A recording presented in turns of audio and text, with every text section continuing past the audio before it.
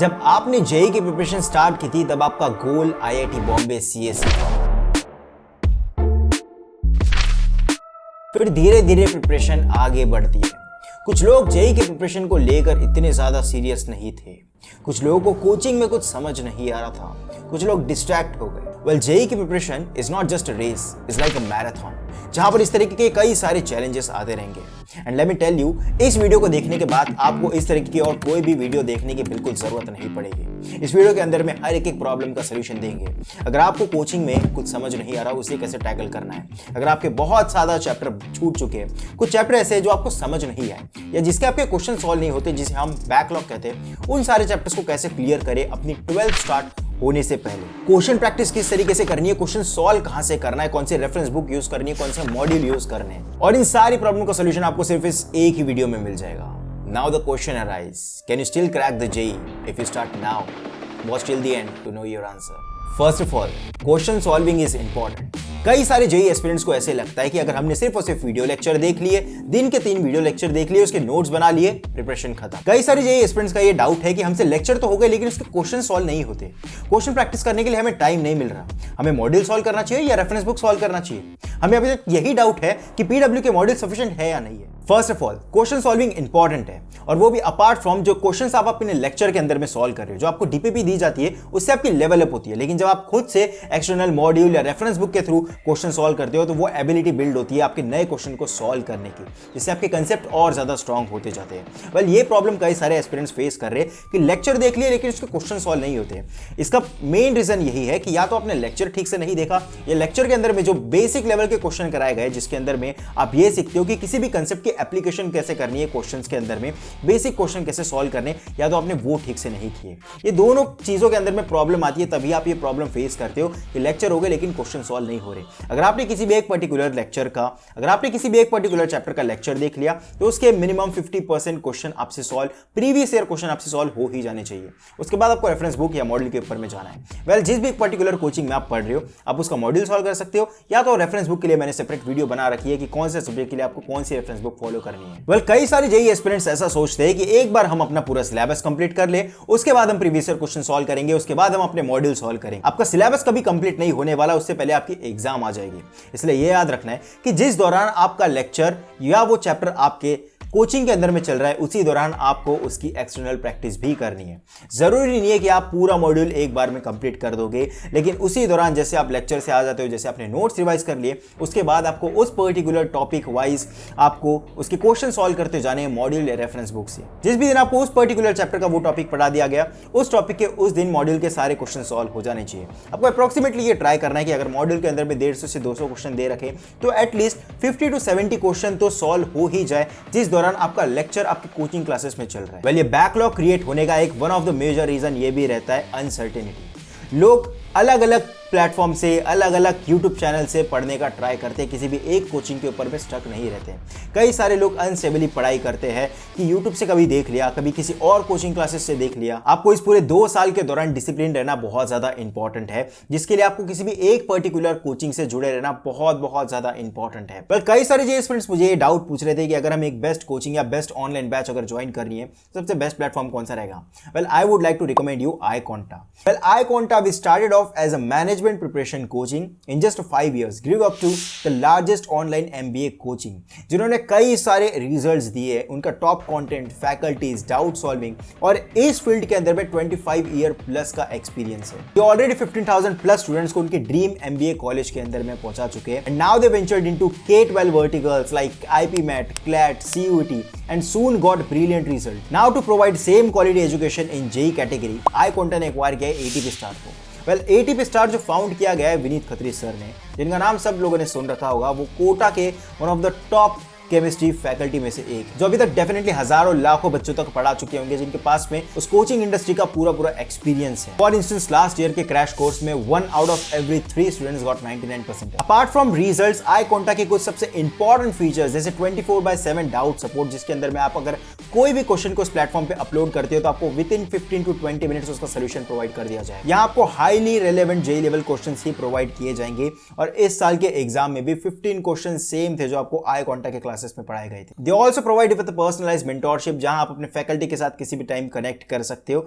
जिससे आपको एक मेंटोरशिप मिलते रहेगी, आप कॉन्टिन्यूअसली उनके गाइडेंस में रहोगे। Now coming to the mock test, जो मेरे हिसाब से सबसे ज्यादा इंपॉर्टेंट है, तो इन्होंने AI बेस्ड प्लेटफॉर्म रेडी किया है, जिसके अंदर में आप अपने वीक सेक्शन के ऊपर में ज्यादा फोकस कर सकते हो, जो आपको कंप्लीट एनालिसिस दे देगा आपके मॉक टेस्ट का, जिसमें आप फाइंड कर सकते हो कि आपका वीकर सेक्शन कौन सा है, जिसके ऊपर में आप ज्यादा फोकस करके उसे स्ट्रॉन्ग कर सकते हो। अगर आप जेईई प्रिपरेशन के लिए कोई भी क्रैश कोर्स या बैच खरीदने का प्लान कर रहे हो, so JEE 2025 crash course and JEE 2026 and JEE 2027 के बैचेस ऑलरेडी लॉन्च हो चुके हैं। इनके फ्री व्हाट्सएप ग्रुप और एनरोलमेंट लिंक आपको नीचे डिस्क्रिप्शन में मिल जाएगी। Make sure to check them out. Now let's come back to the video. जैसा कि मैंने मेंशन किया, एक प्रॉपर कोचिंग होना बहुत ज्यादा इंपॉर्टेंट है। कई सारे एस्पिरेंट्स अगर कोचिंग क्लासेस को अफोर्ड नहीं कर सकते तो डेफिनेटली यूट्यूब के ऊपर में भी रिसोर्स अवेलेबल है, आप यूट्यूब से पढ़ सकते हो। लेकिन अगर आप एक बैच परचेस कर लेते हो तो इससे आपका डिस्ट्रैक्शन कम हो जाता है कि आपको बार बार अलग अलग जगह पर भटकने की जरूरत नहीं पड़ती है। Now let's move on to the most important question, how to clear backlogs. आपके कोचिंग के दौरान कई चैप्टर्स ऐसे हो सकते हैं जो आपको शायद समझ ना आए, जिसके क्वेश्चंस आपसे शायद सॉल्व ना हो रहे हो। ऐसे सारे चैप्टर्स को हम बैकलॉग कंसीडर करेंगे। फर्स्ट ऑफ ऑल, बैकलॉग को क्लियर करने के लिए आपको उसकी प्रॉब्लम समझना जरूरी है। फॉर एन एग्जाम्पल, एक टैंक है, उसमें से अगर वाटर लीक हो रहा है तो आप जो वाटर ऑलरेडी लीक हो चुका है, आप उसे करेक्ट करने की जगह सबसे पहले उस लीकेज को बंद करोगे, तब आपकी वो प्रॉब्लम सॉल्व होगी। और सेम प्रॉब्लम बैकलॉग के साथ में कई सारे एस्पिरेंट्स अलग अलग स्ट्रैटेजी देखते हैं, अलग अलग यूट्यूबर की स्ट्रैटेजी देखते हैं, किसी IIT की स्ट्रैटेजी देख ली कि बैकलॉग कैसे क्लियर करना है। लेकिन बैकलॉग क्लियर क्यों हो रहा है, ये प्रॉब्लम सॉल्व करना सबसे ज्यादा इंपॉर्टेंट है। फर्स्ट ऑफ ऑल, जो भी पर्टिकुलर करंट चैप्टर इस समय आपके कोचिंग में चल रहा है, आप उसके साथ में कंफर्टेबल हो, आप उसके साथ में टाइम मैनेज कर पाते हो या नहीं, सबसे पहले आपको ये देखना है। लेक्चर देख लिया, उसके बाद उसके नोट्स रिवाइज कर लिए, उसके बाद उस टॉपिक के मॉड्यूल से क्वेश्चन सॉल्व कर लिए, फिर अगले दिन में जो क्लासेस होने वाली है उसका थोड़ा बहुत पहले दिन पढ़ लिया और सोते समय पूरे दिन का रिवाइज कर लिया। ये जो शेड्यूल है, अगर आप इसे फॉलो कर पा रहे हो तो आपको सामने बैकलॉग की प्रॉब्लम बिल्कुल नहीं आएगी। अपार्ट फ्रॉम दिस, एक मिस्टेक जो कई सारे जेईई एस्पिरेंट्स इस समय पर ये कर सकते हैं, जो शायद आपकी पूरी 12th की प्रिपरेशन तक बिगाड़ कर रख दे। जो भी आपकी 11th के बैकलॉग क्लियर हुए, वो आप इस समय पर वन शॉट देखकर क्लियर करने का ट्राई करोगे। इससे होगा ये कि जो करंट चैप्टर इस समय पर चल रहे हैं, आप उसमें से एक्स्ट्रा समय निकालोगे, और जो करंट चैप्टर चल रहे हैं उसके आप एक्स्ट्रा क्वेश्चन प्रैक्टिस नहीं कर रहे, उसके आप रिविजन मिस करते जा रहे हो बैकलॉग क्लियर करने के चक्कर में। इसके कारण होने ये वाला है कि 12th जब आपकी आधी कंप्लीट हो जाएगी, तब आपको ये पता लगेगा कि 11th के थोड़े बहुत बैकलॉग तो क्लियर हो गए, लेकिन 12th के और ज्यादा बैकलॉग बन गए, जिसके कारण आपकी पूरी प्रिपरेशन तक वेस्ट हो सकती है। इसलिए आपको ये फोकस करना है कि जो भी करंट चैप्टर चल रहा है वो हमारी प्रायोरिटी होनी चाहिए। उसके बाद जितना भी एक्स्ट्रा समय बचेगा उसमें आपको बैकलॉग कवर करना है। कुछ लोगों की ये प्रॉब्लम होगी कि कोचिंग के अंदर में हमें समझ नहीं आ रहा, जो लोग ऑफलाइन कोचिंग जा रहे हैं, उनके लिए तो अभी यही एक सोल्यूशन हो सकता है कि सबसे पहले आप अपने टीचर के साथ डिस्कस करो कि जो आपको समझ नहीं आ रहा है, ये प्रॉब्लम आपके ही साथ आ रही है या बाकी लोगों के साथ भी आ रही है, क्योंकि सामने आने वाले चैप्टर्स के अंदर में आप ये अफोर्ड नहीं कर सकते।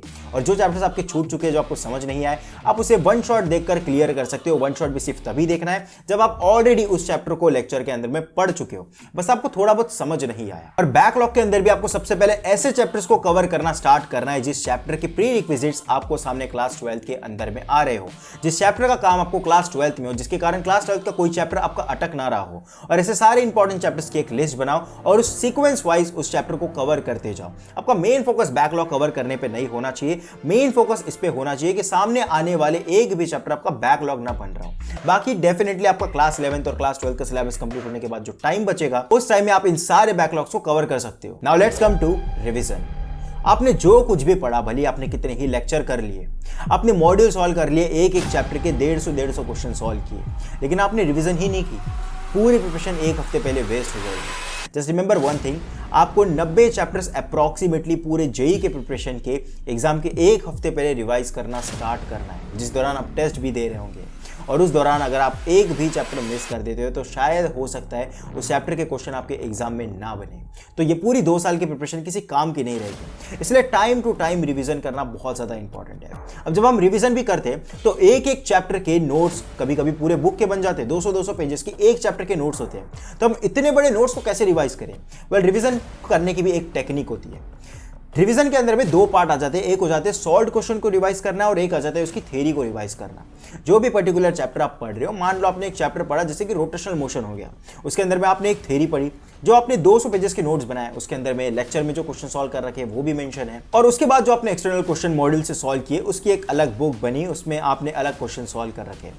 फर्स्ट ऑफ ऑल, जब भी आप रिवाइज करने बैठ रहे हो तो फर्स्ट टाइम आपको ये करना है कि शॉर्ट नोट बनाते जाना है, मतलब 3 से 4 पेज के अंदर में पूरा वो चैप्टर आ जाना चाहिए। और उन शॉर्ट नोट्स के अंदर में इंपॉर्टेंट पॉइंट्स, फॉर्मूलेस और कुछ शॉर्ट ट्रिक्स होती है और कुछ एक्सेप्शंस होते हैं, ये सारी चीजें मेंशन करते जानी है। इन शॉर्ट 3 से 4 पेजेस के अंदर में पूरा चैप्टर आना चाहिए और सारी वो चीजें मेंशन होनी चाहिए जो चीज आप भूल सकते हो, जैसे कि फॉर्मूले। उसके बाद जो बेसिक कंसेप्ट होते हैं जो इलस्ट्रेट करने के लिए लेक्चरर ने आपको बोर्ड के ऊपर में लिख के दे रखे होते हैं, वो वैसे आपको समझ जाते हैं, तो आपको उसके बार बार लिखने की, बार बार रिवाइज करने की जरूरत नहीं होती।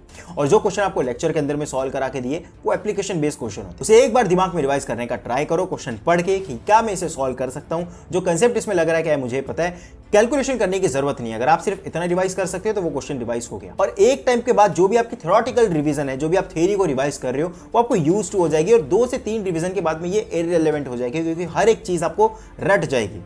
तो मेन पार्ट आता है सॉल्व क्वेश्चन को रिवाइज करना। ये प्रॉब्लम मेरे साथ हुई थी। मैंने 11th के कुछ चैप्टर्स को अप टू एडवांस लेवल तक पढ़ रखा था अपने 11th में। मैंने कई सारे 200 क्वेश्चन सॉल्व कर रखे थे एक एक चैप्टर की, जैसे मुझे याद है काइनेमेटिक्स हो गया, वेक्टर हो गया, रोटेशनल मोशन हो गया। मैंने रोटेशनल मोशन के अप्रॉक्सीमेटली 250 क्वेश्चन सॉल्व कर रखे थे 2 अलग अलग रेफरेंस बुक से। लेकिन हुआ ये कि एग्जाम के एक हफ्ते पहले या जब मैं 12th में अपनी रिवीजन कर रहा था, तब उन 200 क्वेश्चन को देखने के बाद हर एक क्वेश्चन नया लगने लग रहा था। ऐसे लग रहा था ये सारे क्वेश्चन को फिर से सॉल्व करना पड़ेगा। तो उस टाइम में जो इतनी मेहनत की थी वो सारी मेहनत वेस्ट है, और इसलिए सॉल्व क्वेश्चन को रिवाइज करना बहुत ज्यादा इंपॉर्टेंट है। जब भी आप रिवीजन करने बैठो, हर एक क्वेश्चन के सामने टिक मारो, तो आपको एग्जाम के पहले ये पता लगे उस क्वेश्चन को देख के कि इसके ऊपर में अगर 4 टिक है तो मैं इस क्वेश्चन को 4 बार रिवाइज कर चुका हूं। रिवाइज करने का ये मतलब नहीं होता कि आप बैठ के उसे फिर से सॉल्व कर रहे हो। क्वेश्चन को पढ़ो, क्वेश्चन को पढ़कर अगर आपके दिमाग में वो चीज क्लिक हो रही है कि इसमें क्या कंसेप्ट लगेगा, ये 2 इक्वेशन को इक्वेट करेंगे तो यहां से ये आंसर आ जाएगा। जैसे अगर एनर्जी की इक्वेशन लगानी है तो ये h हाइट के ऊपर में है तो ये mgh, उसके बाद में इसको हम हाफ mv² लगाएंगे तो यहां से इसकी वेलोसिटी आ जाएगी, तो यहां से इसकी फाइनल वेलोसिटी निकलेगी कि फाइनल पॉइंट पे क्या रहेगी। आप अगर इतना कंसेप्ट सोच पा रहे हो तो वो क्वेश्चन रिवाइज हो गया, कैलकुलेशन करने की जरूरत नहीं है। और इस तरीके से आपको सारे सॉल्व क्वेश्चन को रिवाइज करना बहुत ज्यादा इंपॉर्टेंट है। अगर आपको अपने रिवीजन को इफेक्टिव बनाना है तो एक ट्रिक याद रखो, जितना भी आपने पूरे दिन के दौरान पढ़ा उसे सोने से पहले रिवाइज करके सो, तो आपको 80% से ज्यादा रिटेंशन रेट रहेगा। तो आपका रिटेंशन रेट 80% से ज्यादा रहेगा, आप अगले दिन कम से कम 80% याद रख पाओगे जो आपने पहले दिन पढ़ा था। Now let's talk about can you still clear IIT Bombay if you start now. Well, JEE की प्रिपरेशन करने के लिए एक आइडियल ड्यूरेशन होती है 2 साल की, जिस 2 साल के दौरान जरूरी नहीं है कि हर कोई 2 साल में क्लियर करेगा। कुछ लोग 6th क्लास से पढ़ रहे हैं, कुछ लोग 11th क्लास के बाद पढ़ना स्टार्ट करते हैं। हर किसी के रैंक अलग अलग आती है, हर किसी के लाइफ में प्रॉब्लम अलग अलग होती है, प्रिपरेशन में प्रॉब्लम अलग अलग होती है। देखो, प्रॉब्लम ये नहीं है कि आप 1 साल लेट हो। अगर आप इतना ज़्यादा सीरियस नहीं थे तो फिर भी ठीक है, आप अभी से पढ़कर अपनी प्रिपरेशन को कंटिन्यू कर सकते हैं। 12th क्लास 11th क्लास से ज़्यादा ही वेटेज रख। अगर आप अपनी पूरे 12th क्लास को बिना किसी बैकलॉग के साथ में टेस्ट देकर, प्रॉपर मॉड्यूल सॉल्व करके, अगर उसके रेगुलर टेस्ट के अंदर में 250 प्लस स्कोर मेंटेन करके अपने 12th क्लास में अगर आप उसे मेंटेन करते चलते हो, तो आपका सिलेबस कंप्लीट होने के बाद में आपको जो एक्स्ट्रा टाइम मिलेगा आप उसमें 11th के बैकलॉग क्लियर कर सकते हो, जिसके अंदर में बहुत इफेक्टिवली उस समय तक आपकी लेवल बहुत ज़्यादा रेज हो चुकी होगी, उस समय पर ईजिली बैकलॉग क्लियर हो जाएंगे। फिर भी आपके पास में डेफिनेटली ये चांस रहेगा कि आप फाइनल जब आपकी फुल सिलेबस टेस्ट स्टार्ट होगी उसके अंदर में आप कॉन्टिन्यूसली 220 प्लस स्कोर कर सकते हो। और एक बार आपका 220 प्लस स्कोर आने लग गया तो आपको कॉन्फिडेंस आ जाएगी कि 99 परसेंटाइल तो आ रहे हैं। उसके बाद आप एडवांस के ऊपर में फोकस करना स्टार्ट करोगे, वरना 90% से ज़्यादा एस्पिरेंट्स, सॉरी टू से 99% से ज़्यादा एस्पिरेंट्स अपने जेईई एडवांस की प्रिपरेशन मेंस के दोनों अटेम्प्ट हो जाने के बाद स्टार्ट करते हैं, क्योंकि वो लोग मेंस की प्रॉब्लम से ही जूझ रहे होते हैं और इससे एडवांस में कॉम्पिटिशन कम होती है as compare to JEE mains. Well, definitely जो लोग मेंस क्लियर करेंगे वही एडवांस लिखेंगे, बट ट्रस्ट मी, एडवांस के लिए अगर आप पहले से फोकस करते हो तो आप बाकी कंपटीशन से कई ज्यादा आगे रह जाओगे। और इसीलिए डेफिनेटली ये पॉसिबल है। अगर आप अभी से भी पढ़ना स्टार्ट करते हो तो आप IIT बॉम्बे CSE तक क्रैक कर सकते हो। बट पॉइंट ये है, क्या फिर से 6 महीने बाद आकर ये क्वेश्चन ना पूछो क्या मैं अभी से स्टार्ट करूंगा तो पॉसिबल है। आप एग्जाम के 4 महीने पहले आकर फिर से ये सवाल ना पूछो कि क्या मैं अभी से स्टार्ट करूंगा तो IIT पॉसिबल है या नहीं, जो आपको ज्यादातर जेईई एक्सपीरियंस करते हुए दिख जाएंगे। वेल, आप लोगों में से कुछ लोगों ने शायद जेईई 2026 के लिए जो मैंने रोड मैप वीडियो डाली थी वो ज़रूर देखी होगी, जिसके नीचे आपने ये कमेंट किया था कि मैं इस मेथड को फॉलो करूंगा और IIT क्लियर करने के बाद मैं उस कमेंट को आकर चेंज करूंगा। डेफिनेटली आप इस वीडियो के नीचे भी वही कमेंट करोगे कि मैं इस प्रोसेस को कॉन्टिन्यूसली फॉलो करते रहूँगा जब तक मेरी IIT क्लियर नहीं हो जाती या जब तक जेईई की एग्ज़ाम नहीं हो जाती। जस्ट रिमेंबर वन थिंग, भले आपको ये कंपटीशन के नंबर्स बढ़ते हुए दिख रहे होंगे, लेकिन सीरियस जेईई एस्पिरेंट्स आज भी उतने ही हैं। अगर आप इस वीडियो के इस पॉइंट तक टिके हो, अगर आपने हर एक पॉइंट को नोटबुक में लिखा है और हर हफ्ते उसे चेक करते जा रहे हो, क्या ये पॉइंट मैं कवर कर रहा हूं, क्या ये पॉइंट मैं फॉलो कर रहा हूं, तो आप 1% एस्पिरेंट में डेफिनेटली आते हो। आपकी डेफिनेटली 99 परसेंटाइल आ रही है। आपका टारगेट जेईई एडवांस होना चाहिए कि उसमें मैं कैसे बेटर रैंक ला सकता हूं। I hope this video will help you. This is Dheeraj from IIT Madras signing off.